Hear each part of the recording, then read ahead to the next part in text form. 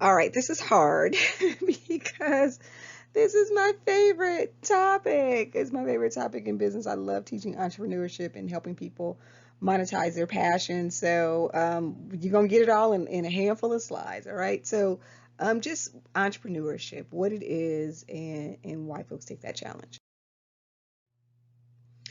So why are entrepreneurs so important, right? Entrepreneurs are important because they are many of the small business owners, they start businesses. Entrepreneurs are job creators, and currently there are 28 million small businesses in the United States, and a small business is any company that has less than 500 employees, less than 499 actually. Doesn't sound small, but it is. But small businesses account for 50% of the gross domestic product, so that's also known as the GDP. So half of what our country produces in a gross number, right? That economic number is actually from small businesses. And small businesses have created 8.3 million jobs since the end of the Great Recession a few years ago, versus 5.1% for large businesses.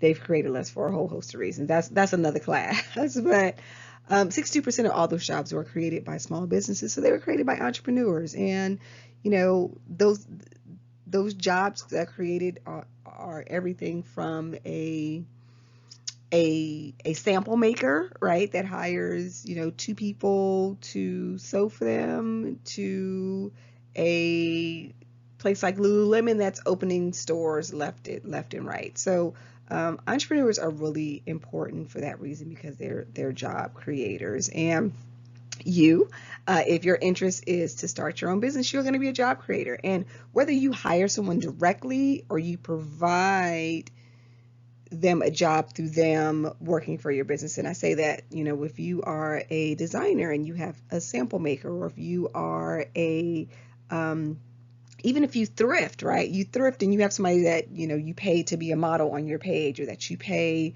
to help you with your social media, you're creating jobs for other people.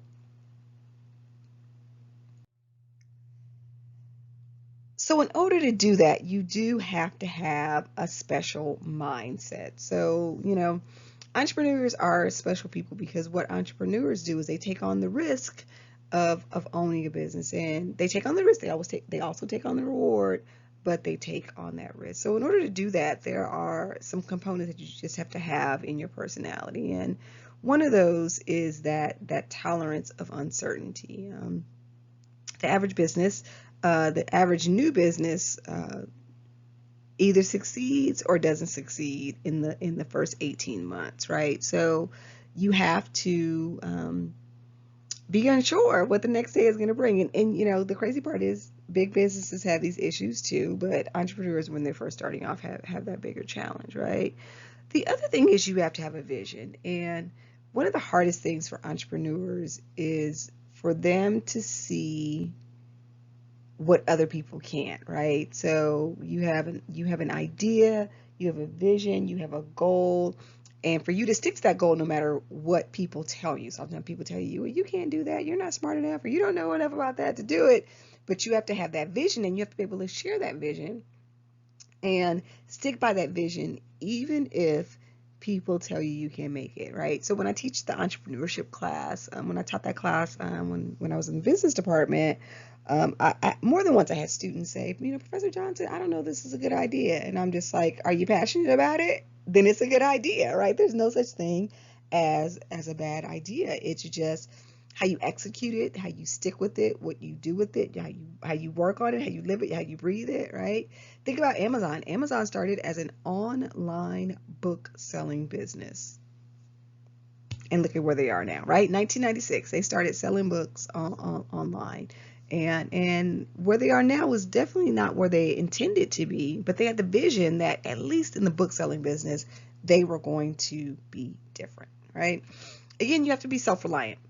You have to know that you can do this, and then if you can't do it, that you surround yourself by people that can help you, right? So you need to have yes, team, you need to have maybe one or two haters too to push you. Let your haters be your motivators, right? But you really have to have that self-reliance. You have to be able to say, um, I can do this, right? And then you have to have that energy and confidence. You are never going to work harder for yourself than you're going to work for anybody else, and they're paying you to work. And you have to have more energy and be more excited and be more confident than ever when you're running your own business. So who takes the challenge, right? Who decides I'm going to start my own business? I'm going to do this, right? You do. You start it.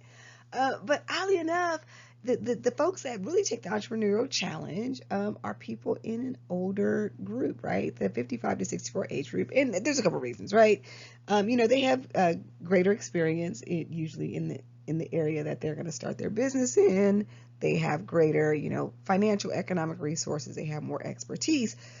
But with all of that, I'm not saying you can't start your business at 22, right? Or 19 or 18, right? You can start your business at any point. It's just that you have to understand how to start your business. So you have to start your business small and grow. You know, in the world we live in now, people think that billionaires came to their money easy, and they will show you that they did not. We're going to watch a video underneath this. We're going to watch an interview by the owner of a company called Bonobos. She may or may not have heard of Bonobos, but it's a really great video, and he talks about the challenge of starting the business. So people that take the entrepreneurial challenge do have to have some expertise. Here's what I do know about people in fashion, right? Fashion, you get a lot of expertise at a very young age. There are so many opportunities for you to, see fashion shows and look at fashion magazines and dream and think and plan and vision board. All those things are really possible. Now, some of the financial pieces behind the scene, you may have to learn and develop, right? You may have to hire a consultant. You may have to get some help with that, but it really is doable in our world. It's just start small and work your way up. Sell one item, sell two items, sell three items, right? You can really start really small, and then make a lane for yourself, right? The great thing too with fashion is that social media is set up for us like 1000%. Like you could start right now with your Instagram page with what you have on. And I have had a student who she had so many followers asking her how much, where she got this from, where she got that from, that she started buying stuff and selling stuff through her Instagram page. And now she has a website and a studio. She doesn't have a full-fledged store because she it's her side hustle, right? But she has a studio, so she's open by appointment and does parties, that kind of stuff. But folks who take the entrepreneurial challenge, they just want more for themselves than just working for somebody else. So why should you take the risk, right? These are not necessarily in order, right? For me, I think the risk really is the independence, the ability to do what you want to do, to show your point of view, to find your customer, to express your aesthetic, right? The independence is really, really important, right? The challenge, right? The challenge of doing something that most people don't have the courage to do. And that's really what entrepreneurs are. They're risk takers. They have courage that other people don't have, right? And then of course, the word on here is profit, but make that money, right? To make that money as a supplement, to make that money as, your full-time deal, but the money, right? The money is always a driving factor. Okay? So, how to start your business, right? Again, this is a whole class, so this is all in one slide.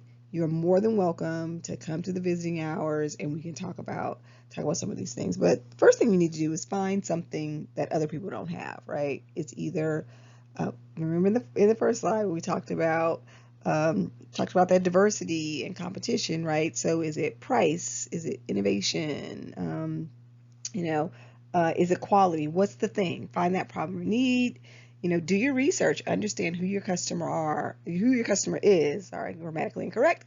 Who your customer is, where can you find them, where do they shop, do that research, understand who your customer is.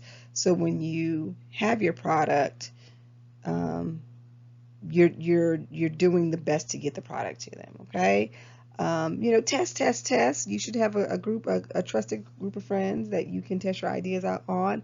I do always say have one, skeptic in your group. You always have somebody that's just like, have you thought about, and what about, and do you know? It's always good to have that person in your group, because sometimes we just get so excited that we want to do it all and we don't think about some of the negatives. So have somebody in there, right?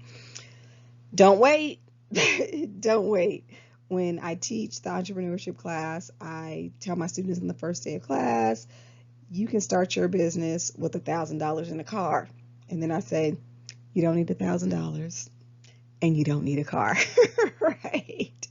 You don't need, people think I need to have all this money, I need to have all this inventory, I need to have all of this stuff. And there's ways to start your business with really very, very little income. And then again, sacrifice. You will have to sacrifice. And again, when we watch this with this video with Andy from Bonobos, he talks about how we sacrifice. So have your idea. There's no such thing as a bad idea. It's just how you market it and how you find your customer. There's no such thing as a bad idea. All right, so let's talk about some folks that we know, some entrepreneurs that failed, right? Retailer, Tommy, first store went bankrupt. He opened a store in Soho in Manhattan, went bankrupt, and now he is a classic American designer, right? So when they talk about classic American designers, it's Ralph, it's Tommy, often Diane von Furstenberg is in there, it's Tory Burch, right? Those are some of those classic American designers. But first store went bankrupt. Good old Hershey, right? He actually obviously made chocolate, but his first confectionery failed because he had supplier issues. He couldn't get enough product from his supplier. So ultimately he created his own supply chain so that he didn't have to worry about third parties to get his chocolate. But his first business failed. All right, you know this. Ketchup. Heinz actually started as a canned goods company. So tomato paste and green beans actually was this big thing. And that failed. That failed as well. Broke after 6 years, and we are still eating Heinz ketchup to this day. And Milton Hershey and Heinz are back in the 30s. So we are both we're using both of those today. Next one really surprises a lot of people. Good old Walt. Walt Disney's first film company went bankrupt. Him and his brother had a film company in the Midwest, went bankrupt, and then they came to California and started over. And we know where Disney is to this day.